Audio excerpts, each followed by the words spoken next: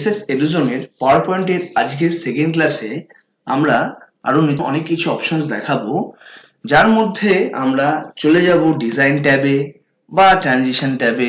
এই সমস্ত ট্যাব সম্বন্ধে আজকে আমরা ধারণা দেবো। তো প্রথমে আমরা কিছু বেসিক অপশন সম্বন্ধে আগে জেনে নিই। যেরকম প্রিভিয়াস ক্লাসে আমরা যেরকম পিকচার্স সম্বন্ধে দেখিয়ে দিয়েছিলাম যে পিকচার্স এর মাধ্যমে আমরা পিকচার্স অ্যাটাচমেন্ট করতে পারি, কিন্তু ভিডিও অ্যাটাচমেন্ট দেখাইনি। ভিডিও অ্যাটাচমেন্ট দেখিয়েছিলাম তখনই যখন আমাদের হোমের মধ্যে যখন নিউ স্লাইডে গিয়ে কন্টেন্টে যাচ্ছিলাম। যেরকম একটা এক্সাম্পল দিই, 2 নম্বর স্লাইডে অলরেডি বসে রয়েছে, যে এন্টার দিচ্ছি আমার 3 নম্বর স্লাইড চলে আসছে এবং সেখানে আমার এই যে আমার অটোমেটিক কন্টেন্ট দিয়ে দিয়েছে, এখান থেকে আমরা ভিডিও নিতে পারছি থ্রু কন্টেন্টের মাধ্যমে। কিন্তু যদি আমার এটা ব্ল্যাঙ্ক পেজ হয়, সবার আগে আমি এটাকে ব্ল্যাঙ্ক পেজে কনভার্ট করি। রাইট ক্লিক করে আমরা চলে যাবো কোথায়, লেআউট, দেন ব্ল্যাঙ্ক পেজ। সো এই কন্টেন্ট পেজটাকে আমার ব্ল্যাঙ্ক পেজ হয়ে গেল। এবার এই ব্ল্যাঙ্ক পেজের মধ্যে আমরা প্রিভিয়াস ক্লাসে দেখিয়েছিলাম যে ছবি কি করে ঢোকাচ্ছি, কিন্তু আমরা এবার ভিডিও ইনসার্ট করব কি করে। তার জন্য অপশন এই ইনসার্টেই আছে। এই ঠিক একদম রাইট সাইডে শেষের দিকে চলে যেতে হবে, এখানে ভিডিও অপশনস আছে। সো ভিডিও অপশনে ক্লিক করে দিস ভিডিওতে গিয়ে আমি আমার মতো যেটা আমার পছন্দ, যেহেতু আমার এই ভিডিওটা অলরেডি আগের বার সিলেকশন ছিল তাই এটাই রয়েছে, সো আমি এটাকে ক্লিক করে দিচ্ছি। সো আমার কিন্তু এখানে ইনসার্ট হয়ে গেল। ক্লিয়ার? এবার যদি আমি এখান থেকে ক্লিক করি তাহলে কিন্তু ঠিক আছে। তো এই জিনিসটা তো আমি বুঝে গেলাম। নেক্সট আমাদের এই যে ভিডিও অপশন, ভিডিওর পরে আমাদের একটা অপশন রয়েছে অডিও, যেখানে আমরা ভিডিওর মতো অডিও কিন্তু আমার প্রেজেন্টেশনে দেখাতে পারি। এছাড়া লাস্ট অপশন রয়েছে আমাদের স্ক্রিন রেকর্ডিং। স্ক্রিন রেকর্ডিং মানে, আগে সবার আগে আমি এটাকে ডিলিট করে দিই।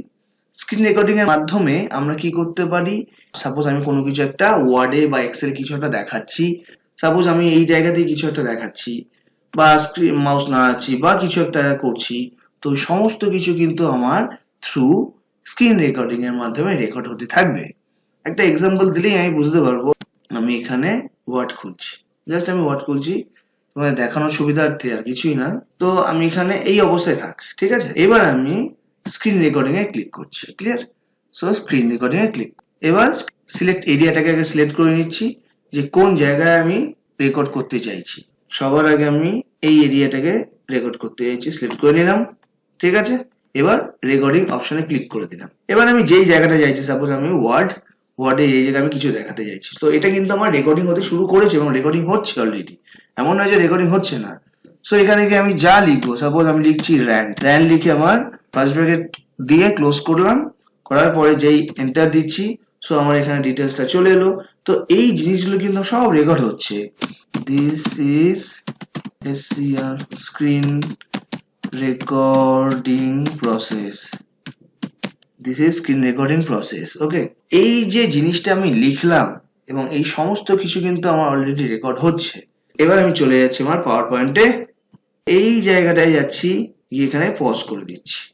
আমি যখনই পজ করে দিলাম, এটা কিন্তু বন্ধ হয়নি ইনিশিয়ালি, যেহেতু আমি পাওয়ার পয়েন্টের জায়গাটায় এলাম, এটাও কিন্তু আমার রেকর্ড হচ্ছিল, এমন নয় যে এটা রেকর্ড হচ্ছে না। যতক্ষণ আমি এই মাথায় গিয়ে স্টপ রেকর্ডিং না করব, ততক্ষণ যেই জায়গায় আমি যাই না কেন, সব জায়গায় আমার কিন্তু রেকর্ড হতে থাকবে। তো আমি এটা দেখানোর জন্যই পাওয়ার পয়েন্টে এলাম, যে পাওয়ার পয়েন্টে গেলাম মানে কিন্তু পাওয়ার পয়েন্টটাও রেকর্ড হলো। এবার আমি যদি এখানে আবার রেকর্ডিং করি, সো আমার এই জায়গাটাও রেকর্ডিং হচ্ছে, আমি এই ছবিটা দেখাচ্ছি বা আমি নিচে এই অপশনটা দেখাচ্ছি, তো সমস্ত কিছু কিন্তু রেকর্ডিং হচ্ছে। ক্লিয়ার? এবার আমি জাস্ট মাথা দিয়ে ক্লিক করে এবার আমি স্টপ রেকর্ডিং করে দিচ্ছি। যেই আমি আমার স্টপ রেকর্ডিং করলাম, আমার কিন্তু পুরো রেকর্ডিং অপশনটা কিন্তু চলে এলো থ্রু স্ক্রিন রেকর্ড। এবার আমি যদি এখানে চালাই, তাহলে এবার আমি যেই জায়গাটা চাইছি, যেই জায়গা, যেমন ওয়ার্ডে গিয়ে ক্লিক করেছিলাম, ওয়ার্ডে জিনিসটা খুলেছে, আমি একটু এগিয়ে নিয়ে আসছি, এই জায়গাগুলো লিখেছিলাম, সব এসছে। এরপর আমি পাওয়ার পয়েন্টে ঢুকেছিলাম, এই যে পাওয়ার পয়েন্টে গিয়ে ঠিক পরেই আমার শুরু হচ্ছে। এবার আমি চলে যাচ্ছি আমার পাওয়ার পয়েন্টে ঢুকেছিলাম। পাওয়ার পয়েন্টের মধ্যে আমার যেখানে রেকর্ডিং করলাম অপশন যা করেছি সব কিন্তু আমার রেকর্ডিং হচ্ছে। সো এটা আমার স্ক্রিন রেকর্ডিং, আমি এটাকে আবার ডিলিট করে দিচ্ছি। আশা করা যায় এই ইনসার্টের মধ্যে ভিডিও, অডিও বা স্ক্রিন রেকর্ডিং এগুলো সম্বন্ধে আমরা বুঝে গেলাম। এছাড়াও আমাদের এখানে যেরকম স্ক্রিন রেকর্ডিং এর মতো স্ক্রিনশট অপশন রয়েছে। স্ক্রিনশট মানে কি, যেরকম স্ক্রিন রেকর্ডিং এর ভিডিওগুলো রেকর্ডিং করতে পারছিলাম, সেম আজ কিন্তু স্ক্রিনশটের মাধ্যমে আমরা ছবিও কিন্তু স্ন্যাপশটের মতো ছবি তুলতে পারি। তো একটা এক্সাম্পল দেখে নিই, স্ক্রিনশট ক্লিক করলাম, স্ক্রিন ক্লিপিং এ গেলাম, যেটা আমার দরকার, আমার এখন ডেস্কটপে এটাই রয়েছে। সো আমি ডেস্কটপে এটাকে ক্লিক সবার আগে সিলেক্ট করলাম, সিলেক্ট করে যেই টেনে ছেড়ে দিলাম সঙ্গে সঙ্গে কিন্তু আমার মোডে চলে এলো। এবং এটাকে আমি এডিট করতে পারি, যখনই আমার এটাকে ছবি হিসাবে কাউন্ট হলো সঙ্গে সঙ্গে পিকচার ফরম্যাট খুলে গেল। এর মধ্যে আমরা কিন্তু সব ধরনের অপশনস পেতে পারি, যেরকম কালার্স থেকে শুরু করে যদি কালার্স কিছু দিতে চাই সেটার মধ্যে দিতে পারি, যেটা আমার পছন্দ মতো সেটা দিচ্ছি। দেন আমার যদি এখানে কারেকশন করতে হয় সেটাও আমরা করতে পারি, যে এই স্টাইলে করবো না এই স্টাইলে করবো, সব কিন্তু অপশন কিন্তু অটোমেটিক চলে আসবে। ঠিক আছে, দেন যদি মনে করি না আমি এটা স্টাইলটা এই স্টাইলে রাখবো সেটা করতে পারি। দেন যদি মনে করি না আমার পিকচার্স বর্ডারটা চেঞ্জ করব সেটা আমরা করতে পারি। দেন আমি পিকচার্স এফেক্ট দিতে চাই, সো 3D রোশন করে আমি এফেক্ট দিতে পারি। সবকিছু আমরা কিন্তু করতে পারি। সো বোঝা যাচ্ছে জিনিসটা খুব ইজি জিনিস, কিন্তু এমন না যে খুব একটা টাফ জিনিস। বাট হ্যাঁ, প্রেজেন্টেশন মানে কি সেটা সবসময় আগে আমাদের বুঝতে হবে, যে কিভাবে আমরা আমাদের বক্তব্য রিপ্রেজেন্ট করছি থ্রু পাওয়ার পয়েন্টে। সো পাওয়ার পয়েন্টের মাধ্যমে আমরা কিন্তু একটা প্রেজেন্টেশন তৈরি করছি। একটা কথাই আছে যে পেহলে দর্শনদারি ফির গুণ বিচারি, তার মানেই কিন্তু কনসেপ্টটা তাই যে আগে দর্শনটা ঠিক রাখতে হবে, তার মানে প্রেজেন্টেশনটা খুব ভালো করতে হবে। আর পাওয়ার পয়েন্টের মাধ্যমে সব থেকে ভালো প্রেজেন্টেশন করা যায়। তো এই জিনিসগুলো বোঝা গেল। তো আমরা কিন্তু ফ্লাওয়ার থেকে শুরু করে সব ধরনের জিনিসপত্রগুলো এরকম করে দেখাচ্ছি। সো ফার্স্ট ডেতে আমরা যেরকম দেখিয়েছিলাম এই সমস্ত ডিটেল সম্বন্ধে, যে স্লাইডের মধ্যে কি কি হয়। আজকে যেমন আমরা স্ক্রিন রেকর্ডিং থেকে শুরু করে ভিডিও রেকর্ডিং এই সমস্ত কিছু দেখাচ্ছি। তো স্ক্রিনশটের পাশে ইনসার্ট ট্যাবে আমাদের এখানে একটা অপশন রয়েছে, আমাদের ফটো অ্যালবাম। এটা কি, সাপোজ আমি চাইছি আমার একটা নতুন প্রেজেন্টেশন হবে, যেখানে 4-5টা ছবি বা 4-5টা কোনো ডকুমেন্ট একসাথে আমি এন্ট্রি করতে চাইছি। যেরকম কি এখানে আমার এই পেজটা ফার্স্ট তৈরি করলাম, তারপরে এই পেজটা, তারপরে এই পেজটা। তো আমি চাইছি এখানে 4-5টা ছবি পর পর পর যেন খুব কম সময়ে চলে আসে। সেটা কি পসিবল? সেটা পসিবল না, কারণ আমাকে প্রথমে স্লাইডে ঢুকতে হবে, পিকচার সিলেক্ট করতে হবে, এই আমার স্লাইডটা তৈরি হলো। সেকেন্ডের জন্য এটা, থার্ডের জন্য এরকম একটা একটা একটা করে করতে হতে পারে। বাট আমি কিন্তু ফটো অ্যালবাম থ্রু একসাথে অনেক কটা ছবিকে একসাথে অ্যালবামে কনভার্ট করতে পারি। কিন্তু তার জন্য কিন্তু এটা এই প্রেজেন্টেশন হচ্ছে না, আমার নতুন একটা প্রেজেন্টেশন তৈরি হয়ে যাবে। দেখি একবার হয় কি করে। তো তার জন্য ফটো অ্যালবামে গিয়ে নিউ ফটো অ্যালবামে ক্লিক করলাম। করার পরে এখানে অপশন আছে ফাইল ডিস্ক, মানে কোথা থেকে আমি আমার পিকচারগুলো ইনসার্ট করবো। সো এখানে ফাইল ডিস্কে ক্লিক করার পরেই বাই ডিফল্ট আমার ডেস্কটপের মধ্যে পিপিটি ফটোস বলে ফোল্ডার আছে, যার মধ্যে এতগুলি ছবি রয়েছে। তো আমি কন্ট্রোল এ করে সবকটা ছবিকে আমি একসাথে সিলেক্ট করলাম, করার পরে ইনসার্ট করে দিচ্ছি। যেই ইনসার্ট করলাম এখানে কিন্তু সমস্ত ছবি পরপর পরপর পরপর চলে এসেছে। এইবার এই ঠিক তার পাশে রয়েছে all pictures black and white. যদি আমি সবকটা পিকচার্স ব্ল্যাক অ্যান্ড হোয়াইট করতে চাই, তাহলে এই জায়গাতে ব্ল্যাক অ্যান্ড হোয়াইট দেখাচ্ছে, অলরেডি হয়ে গেছে। যদি আনচেক করে দিই তাহলে কালারফুল থাকছে। নেক্সট অপশন হচ্ছে আমাদের ক্রিয়েট। যেই আমি এখানে ক্রিয়েট অপশন করব, আমার কিন্তু এখানে প্রেজেন্টেশন 1 রয়েছে এই স্লাইডের এগেইনস্টে। আমি যেই ক্রিয়েট করব তখন নতুন একটা পাওয়ার পয়েন্ট খুলে যাবে। সো এবার ক্রিয়েট করে দেখি হয় কিনা। যে ক্রিয়েট করলাম সঙ্গে সঙ্গে আমার কিন্তু প্রেজেন্টেশন 3 দেখাচ্ছে, এবং এখানে কিন্তু সমস্ত ছবি এট এ টাইম একসাথে কিন্তু ঢুকে গেছে। সো এই জিনিসটা বোঝা গেল। সো এটা হচ্ছে আমার ফটো অ্যালবামের কনসেপ্ট, এবং ফটো অ্যালবামের মাধ্যমে কিন্তু আমরা এই ছবিগুলো কিন্তু এডিট করতে পারি। এখান থেকে ডিজাইনে গিয়ে ডিজাইন চেঞ্জ করতে হয়, সবকিছু করতে ক্লিয়ার। তো আমি এটা কেটে দিচ্ছি আপাতত। তো এটা আমার ফটো অ্যালবাম গেল। এছাড়া স্মার্ট আর্ট শেপস এগুলো তো আমরা অলরেডি আগেও অনেকবার দেখিয়েছি এক্সেল ওয়ার্ডে, তো এগুলো তোমরা দেখে নিও। এটা নিয়ে আমরা সময় নষ্ট করছি না। নেক্সট অপশন হচ্ছে আমাদের ডিজাইন ট্যাব। ডিজাইন ট্যাবের কাজ কি? ডিজাইন ট্যাবের মাধ্যমে আমরা কিন্তু এই সমস্ত স্লাইড যে রয়েছে তার ব্যাকগ্রাউন্ড ডিজাইনও চেঞ্জ করতে পারি, মানে থিমস। এই যেখানে অপশন রয়েছে থিমস। সো একবার আমি দেখে নিই। আমি আপাতত এই থিমসটা নিচ্ছি। যখন এই থিমসটা নিলাম, আমার কিন্তু সমস্ত থিমস এর যে স্লাইড রয়েছে সমস্ত স্লাইডে কিন্তু থিমস চেঞ্জ হতে থাকলো। ঠিক আছে, এবং যখনই চেঞ্জ হলো সঙ্গে সঙ্গে কিন্তু কিছু কিছু জায়গায় কিন্তু আমার ছবির ডিরেকশনটাও চেঞ্জ হয়ে গেছে। যেমন এটা কিন্তু একটু নিচের দিকে নেমেছে, এগুলোকে আমাকে টেনে অ্যাডজাস্ট করতে হবে।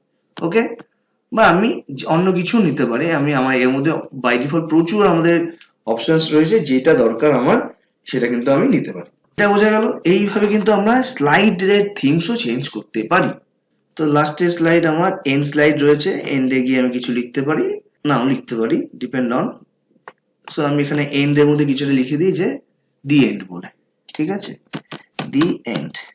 আমি এটাকে জাস্ট কন্টেন্ট ছাড়াই জাস্ট নর্মাল লিখছি, আর এটাকে আমি এই কোণার দিকে ক্লিক করে কেটে দিচ্ছি। কেন কেটে দিচ্ছি, কারণ দি এন্ডটাকে আমি একটু নিচের দিকে নামাবো তাই। ঠিক আছে, এছাড়াও এরপরও আরো অনেক অপশন রয়েছে, যেরকম এখানে রয়েছে ফরম্যাট ব্যাকগ্রাউন্ড, এখানে রয়েছে স্লাইড সাইজ। প্রথমে আমি যাই স্লাইড সাইজে, যেই স্লাইড সাইজে ক্লিক করলাম, এখানে আমার বাই ডিফল্ট রয়েছে কিন্তু ওয়াইড স্ক্রিন। এটাকে আমি স্ট্যান্ডার্ডও নিয়ে আসতে পারি। ওকে, ধীরে এনশিওর ফিট করে দিচ্ছি।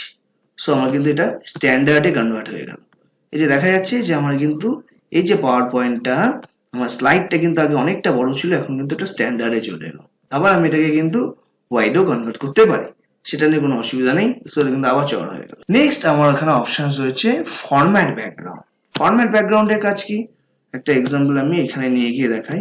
এইখানে যে আমার ব্যাকগ্রাউন্ডটা রয়েছে, যে থিমটা রয়েছে, এখান থেকে কিন্তু আমি আমার মতো গ্রেডিয়েন্ট মানে স্টাইলও চেঞ্জ করতে পারি। দেখা যাচ্ছে, দেখলে বোঝা যাবে যে কালারের অপশনটা বোঝা যাচ্ছে, বোঝা যাচ্ছে এই জিনিসটা। এইবারে কিন্তু আমরা এইভাবে কিন্তু আমরা সমস্ত অপশনস কিন্তু কালার কম্বিনেশন এভাবে বাড়াতে কমাতে সবকিছু করতে পারি। জিনিসটা বোঝা যাচ্ছে তো, আমি হালকা করে করছি। ঠিক আছে, এভাবে করতে পারি।